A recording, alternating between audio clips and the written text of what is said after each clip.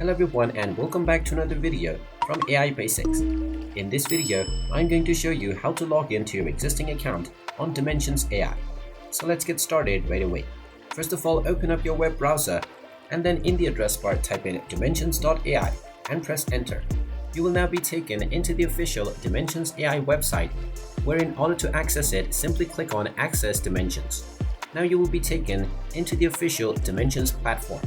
Now from this page, to log into your existing account, click on the sign in button at the top right corner, and now you will end up in the sign in portal. Now once you're in the sign in portal, go ahead and type in your email address or your username within the given box and click on the next button. You will then be asked to enter your password.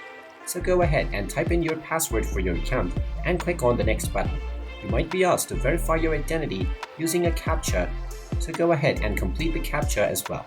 Once you complete the CAPTCHA, you will be logged into your account with Dimensions AI. And there you have it.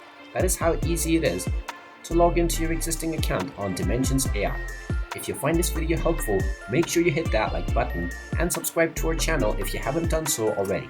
Also ring that notification bell to never miss another update from us. Thank you for watching and I will see you again in the next video.